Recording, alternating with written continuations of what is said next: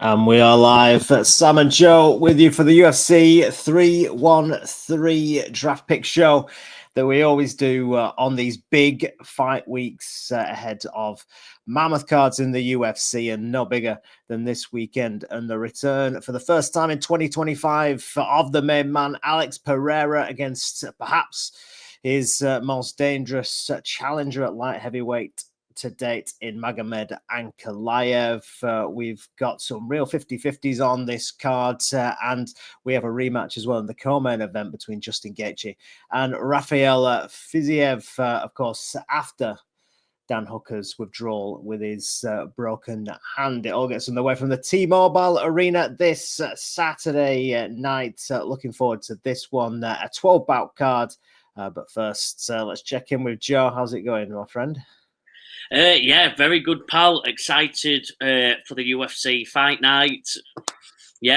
Fight night. Excited for the UFC card. Like I said, always amazing watching Pereira. Always amazing. I love the co-main event, Gaethje versus Fiziev. That's just, obviously, they've already fought again, but it's one of them that I'll be happy to watch one more time.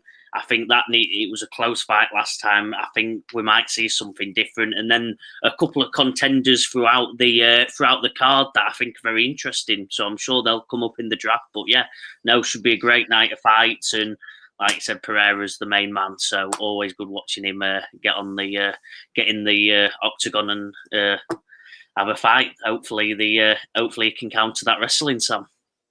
Yeah, we'll see. I'm sure we'll get into that as we progress in this draft pick show, where we pick a team of 5 fighters each from across the 12 bouts on the card, and then we go head to head. Last time we had one of these shows, we've had a little break. It was UFC 312, where Joe got his hand raised in that one, 3-2.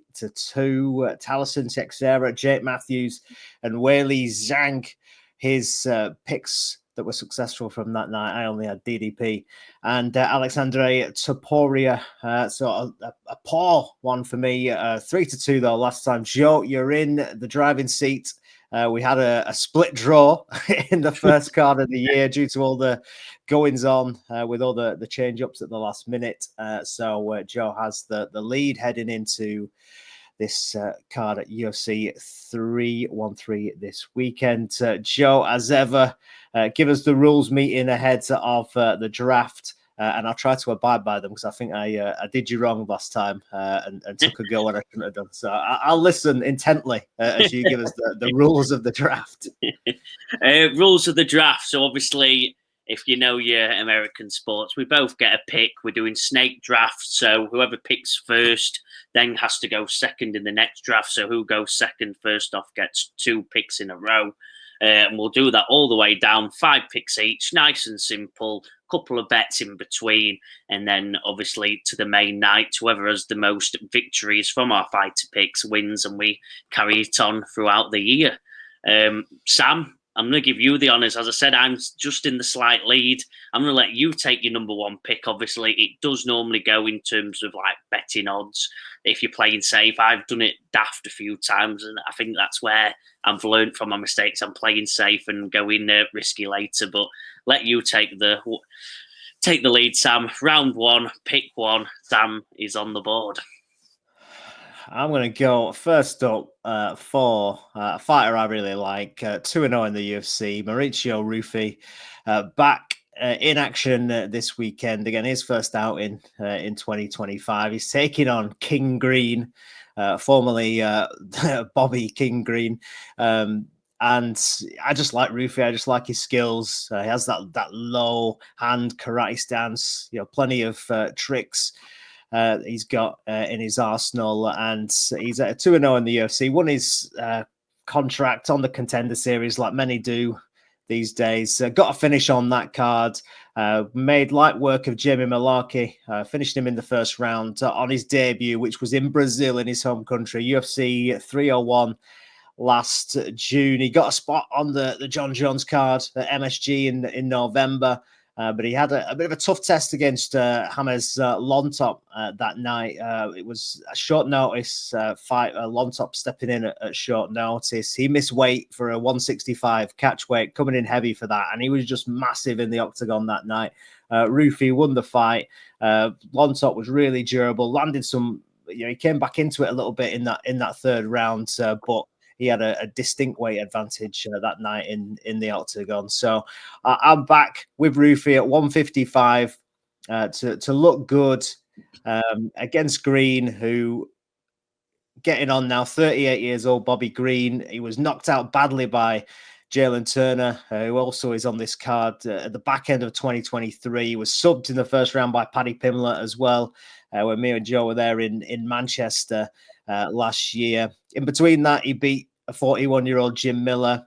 He's had other recent wins against the Grant Dawson, which was decent, and also against a flailing Tony Ferguson.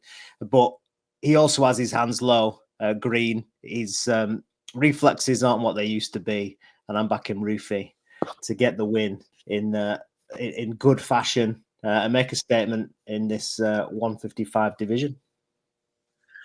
I like it, Sam. Yeah, nice, good, steady pick. Yeah, I'm with you. He was going to be my first round pick if I had the first pick. I presume that's the way you'd go. So I've just gone differently, and I'm going with a man we watched ourselves live in London. He's on his retribution arc. He's had a couple of retribution arcs now, but he's the top, one of the top in the division, and his name is Curtis Razorblades. He's against Rizvan Kuniev, who is new to the UFC. Loads of hype around him. By all regards, a great fighter, but it's the heavyweight division in the UFC. For me, there's not loads of heavyweights around the world that are in that top bracket. There's only 8 or 9 that are in that top bracket. I'm yet to see Rizvan being that. I think underneath Aspinall, Jones, I think Curtis is the next one up. I think he's a great fighter. Obviously, Tom put him away soundly, but other than that, I really like his fight style. It's like I said, it's gritty. It is boring at times, but when it's good and he gets them elbows going, his name's Razorblades for a reason. He can cut you up. He can really do a lot of damage, especially obviously in that heavyweight division. They'll show his highlights doing elbows and knocking guys out from his groundwork and ground and pound. A bit old school, and I think he's just got too much. This Kuniev might be the man, might be rising, but this is the UFC. It's the heavyweight division in the UFC, and there's only 10 top ones in the world, and Curtis Razorblades is one of them for me, Sam. Yeah, I'm probably with you there. Yeah, the experience of Blades, probably one of the toughest debuts you could have in the UFC. So if you can get it done, Kuniev, then fair play to him. But yeah, I think I'd be siding with Blades as well. But round 2, it's over to you. Back to me. Yeah, I dived in there. Apologies, Sam. I was just nervous about that. I'm making sure I'm getting my pick in. My one is I'm gonna go for it. It's the fight I'm really excited to watch. It's the co-main event, and I'm going Rafael Fiziev. I think he's had his time. He's had his tough loss to Gaethje in an unbelievable fight, really high level stand up, and I think Fiziev, if it is his time, it's got to be now. Gaethje's on the decline. We can finally say it. I think it's been said before, but I don't think he's at that top of that division anymore. I think we're going to see him either retire or slowly slide down after 1 or 2 more fun fights. They'll probably get him a couple of fun fights to finish his career out on. Fiziev is not a fun fight. It's a grueling. It's going to be a stand-up. It's going to be leg kick after leg kick, body work, and then obviously you've always got the threat for both men of the knockout. It's not what you want to do to end your career. Obviously, Gaethje will want to do it. I know I wouldn't. Sorry, I'll rephrase that. I wouldn't want to be fighting a Fiziev near the end of my career, knowing I've only got a couple of fights left, because you're going to come up. It's going to be one of them that your legs, you won't be able to walk for a week after. You won't be able to do stuff the week after, because it's that grueling and that he's that good at stand up. Like I said, he's 12-3. He's 32. So yeah, Fiziev is 32. He's got a couple of years left. Gaethje's 36 with more damage done to him than any man I've ever seen. The time's up, and for me, Fiziev gets the job done here, and we see him. And to be honest, Sam, I love Gaethje, I love the Poiriers, I love these ones who have held that top of that lightweight division. I think for the division's health, for the division for interest, I think we need Fiziev to win this. Like I said, he's an unbelievable fighter. Highlights, really interesting character, high energy, high fun. If he ever wins for me, Sam, and is my second round draft pick. Fair enough. Yeah, I'm not going to give any opinion. I could be returning to this one later on. We'll see. My second round, I'm going to go for a guy. I think you've picked him a couple of times when we've been doing this show. I'm going to go for Joshua Van to get the job done against a fight making his second appearance in the UFC in Ray Teixeira. Van now 5-1 in the UFC, finally facing someone probably where he's the elder statesman in this. He's only 23 years old. He's learning on the job, Joshua Van. He's got great striking, great high output. He's got decent takedown events. He has been stopped once by Charles Johnson. That was a couple of fights ago, 3 fights ago. In fact, he's on a 2-fight win streak. He's beaten Edgar Chavez. He's beaten Cody Durden recently. And I think that he can get the job done here. He stopped Felipe Burns in one of his other fights. He does tend to go to the decision, but he's got really good striking and output. And Teixeira, again, coming in, he's only 22. He's learning on the job. He's 10-0, so he's undefeated. But I just like the UFC experience of Joshua Van in this one. Made his debut, Teixeira, last year in June, so he was supposed to fight, I think, last month, but that fight got cancelled. So he bumped into this one, so he's been out of the cage for a good while now. And I just like Van. He's got the bit of momentum behind him. He's in the UFC. He's kind of got that bit of experience now and learning on the job. And I think he gets this one done at the weekend. Teixeira's got decent grappling, but I think Joshua Van has got more than enough to get his hand raised again here and extend his winning streak to 3. Like it, Sam. I might for the fun of you go against you maybe later, but it's back to you. That's end of round 2, round 3, back to you. It gets tough. It's where the money's made. It is getting tough, but there's a lot of there's a lot of close fights on this card. I don't think there's many like overly standouts. But I'm gonna go, I think, next for I'm gonna go for Alex Pereira. I want to go in early doors on Pereira. I know we mentioned before about the grappling of Ankalaev potentially being the big factor here, and it most definitely could be. It most definitely could be. Obviously, he doesn't choose to show his grappling too much in the octagon. He likes to strike. He is a real technical kickboxer. Ankalaev, he showed that in his last few fights. Rakic last time out, outpointed him. Got the knockout of Johnny Walker before that. Did show it in the Blachowicz fight before that, for that vacant title when he had to, when his back was up against the wall, his leg was chewed up, he'd injured his hand in that fight, and he had to bite down and show his grappling there. Whether he'll do it this weekend, I'm sure he will. If I were him, you'd be going straight and looking for that takedown and really testing Pereira to see whether you can drown him in that regard. But I don't know. I think Ankalaev potentially could get egoed into a bit of a stand-up war against Pereira. The obviously easiest route to victory, is potentially, as we saw, we mentioned the Manchester card before, is Belal Muhammad, and really just drown him. We see Marab do it, and go for that real grapple-heavy approach.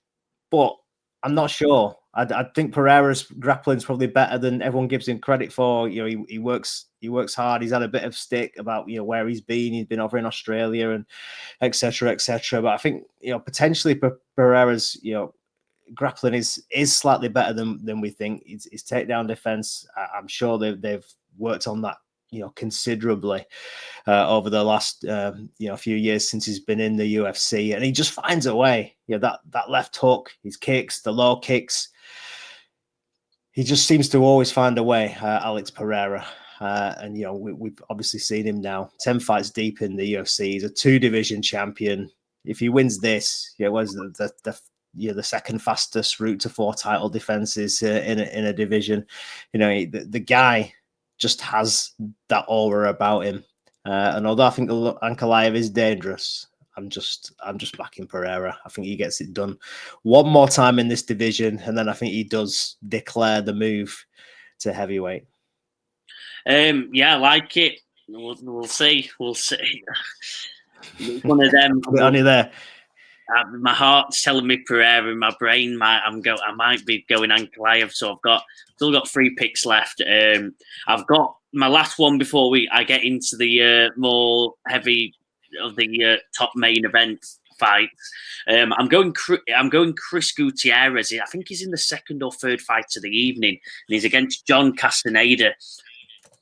This is going to be a decision fest. It's going to be 2 fighters outpointing each other, little grapples. Who wins the little exchanges? I thought, you know what, I'm going to make it interesting and give the viewers someone to put a gamble on, and it's Chris Gutierrez. I think he's actually a pretty good fighter. He just doesn't have that finishing edge that I think puts him into that higher ranks of the featherweight division. Beat some good people. Just come up against Lee Kwang. Just looked impressive there. And if you watch him, he's got great kicking game. Keeps him on the outside, ticks away with his points, and I'd love to see more in terms of finishing. I don't think we're ever going to see that. I think I've seen Chris enough now to know he's not going to be that guy. But can he beat a person like John Castaneda, who's a middle of the bracket featherweight? I think so. Chris is a great fighter, doesn't have that championship edge, but has got a lot more than John Castaneda for me. So, man, I think he decisions his way to a very comfortable victory and one to add to your fun accumulators for the weekend. Nice. So we back to you before I jump in. Back to me. Yeah, the big one. We're in round 4 now, so we've got 2 picks left each.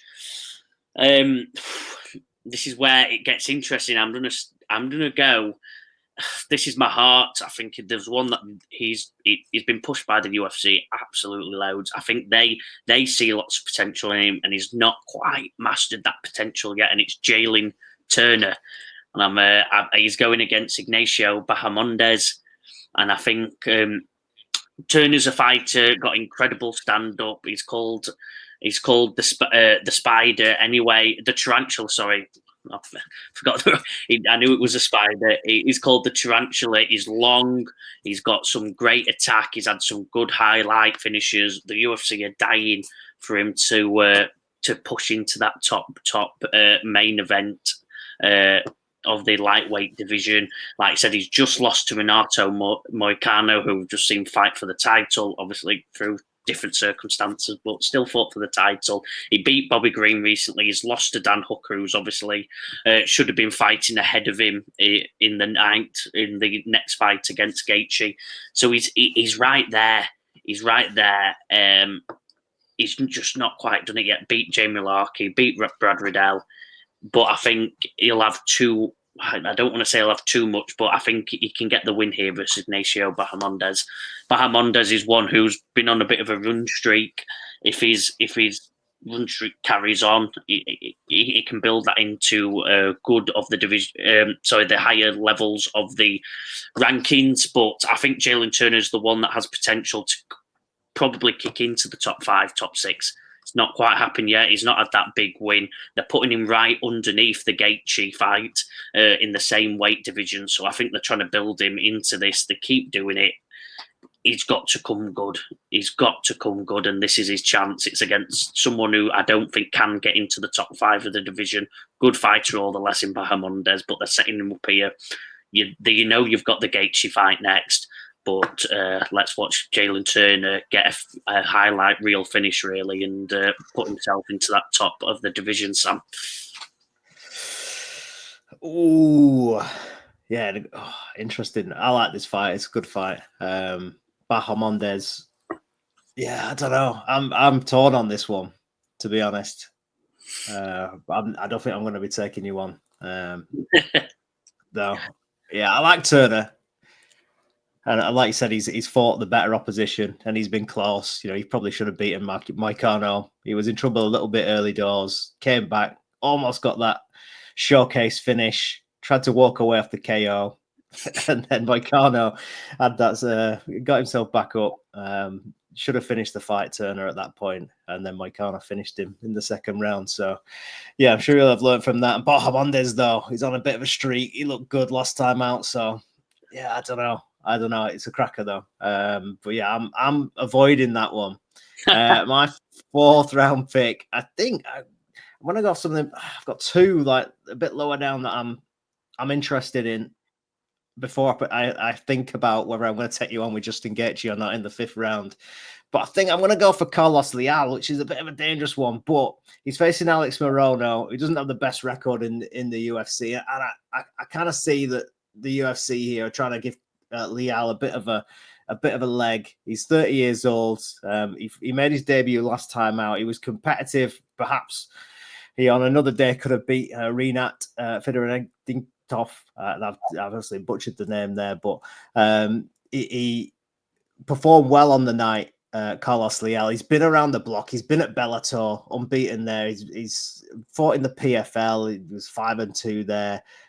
He's come back off the regional scene. Got a knockout in LFA as well before he joined the UFC, and he just performed well in that Renat fight. And I think it was the Topuria Holloway one, UFC 308 on that card. So it's in Abu Dhabi. You get those contentious potential decisions. The judges, you need a knockout if you're a traveling fighter most of the time over there. So Carlos Leal for me, he's got good striking. He's got knockout power. And I just don't know. Alex Morono these days, he's on a 2-fight losing streak.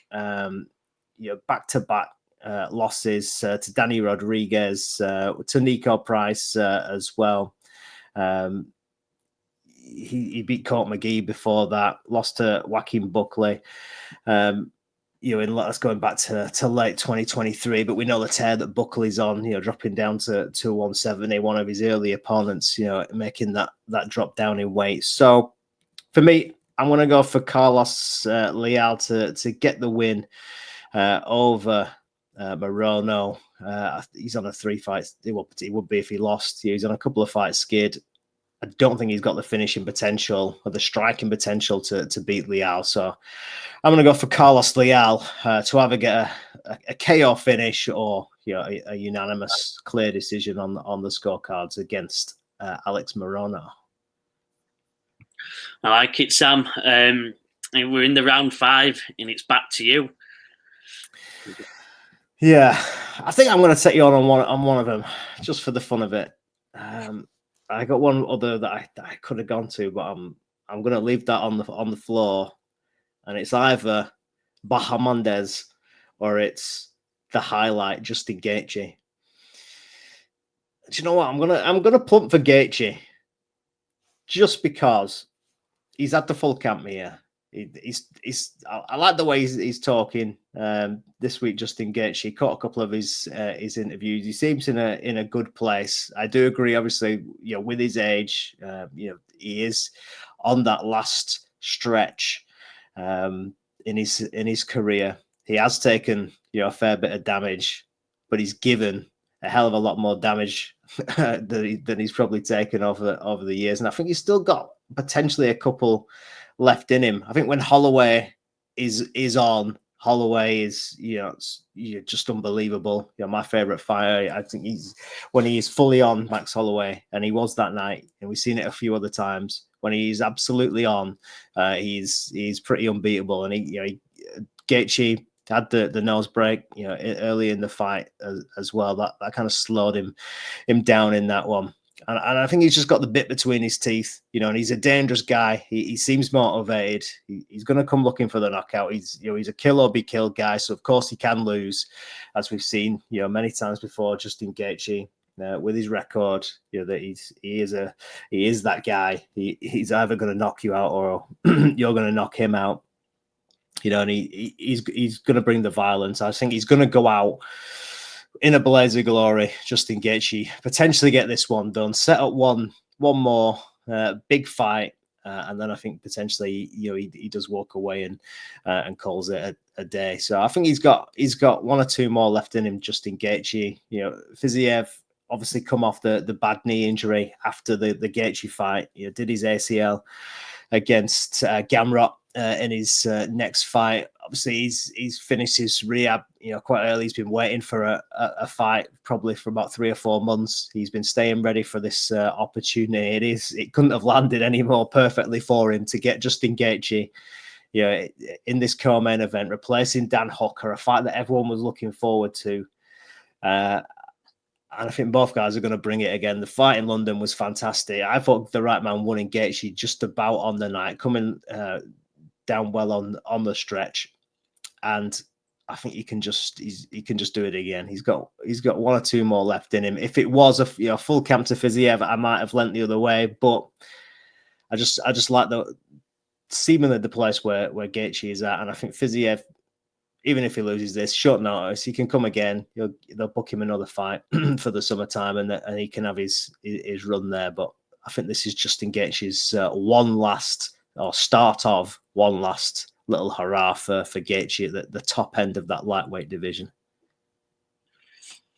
Like it, Sam. Like the confidence in Gaethje, certainly deserves your confidence with how good he's been. It's the final pick of the draft, Sam. It's me. I've got to go against you, and I've got to pick the main event. I love the challenge. I love the competition. And for me, the king gets dethroned, and Magomed Ankalaev becomes the new light heavyweight champion. I think he's just got the all-round game. He's got the stand-up to match. I don't think that, obviously he's not going to be as good. I'm not saying he's going to be as good as Pereira in the stand-up, but he's got that big head, looks tough. He's not been properly wobbled yet, so I don't think it's going to be a clean knockout like the others. This man, he's only lost once in his career. I just think he's the real deal, Sam. I think it for a while. I'm not the only one who's fought it since his fights with let me get his name off again, because he had not a trilogy, but a couple of fights with God, that was a while ago now, against Jan Kutilaba, who Jan's obviously an exciting, erratic fighter who goes for the thing. He just dished him up in 2020. He's beat Volkan, he's beat Krylov, he's beat everyone in his face. Anthony Smith, Thiago Santos, beat Johnny Walker and Rakic last year. I think he's just the real deal. I think he's been the one for me that stands out as a future champion. Even back in 2020, like I said, when he beat Kutalaba just so comfortably in that first round in the rematch. And you know what? I think he does it. Pereira's 37. How much? To be fair, if he does it again, Sam, one of them. He's one of the greatest. He is already one of the greatest mixed martial artists of all time. But if he does it again, beats Ankalaev. He's an absolute monster. Ankalaev. He's not lost in over 5-6 years now, so he's only lost once in his career. I think he's the real deal. He's got the stand up to be steady, and then obviously everyone's predicting a grapple. And Pereira, last time someone really stuck to the grapple, he started chucking in headlocks, started chucking in stuff he shouldn't have. There is a gap in the game. That is the gap, and I think he can survive the knockout punch. Magomed Ankalaev wins for me, Sam, and that's my 5th round, and I'm pretty confident with my picks. Interesting. Let's recap the teams then. That is all 5 draft picks locked in. No changing back. No going back now. It's all locked. Joe, go on. Give us your 5 picks. Yeah, round 1 I picked Curtis Razor Blades. Round 2 I picked Rafael Fiziev. Round 3 I picked Chris Gutierrez in the early fights. Like I said, chuck him in your accumulators. I think it's nice and early. You'll be able to watch that fight before the beers kick in. And then in my last 2 I have gone with Jalen the Tarantula Turner, not the Spider, Jalen the Tarantula Turner, and Magomed Ankalaev to dethrone Alex Poatan Pereira. Some controversial picks there, Sam. That's the way I like to do it. Like I said, I'm pretty confident I'm going to go at least 4 out of 5. Come on. Brave. For me, Mauricio Rufy, it was the first round pick, followed by Joshua Van, Alex Pereira to retain his title, Carlos Leal, and the highlight, Justin Gaethje to beat Rafa Fiziev in that co-main event. They are our picks for UFC 313. I think we've covered most of the main exciting fights within the draft, but it is a decent card and one we're looking forward to viewing. Joe, thanks very much. We shall stick these up on Twitter and Insta and Facebook for you as well, and we shall see who is having their hand raised come Sunday morning. Joe won the last one. Can he go on a little win streak, or can I pull him back in this UFC 313 card? But Joe, thanks very much as usual, and thanks everyone for watching, and we'll see you all next time.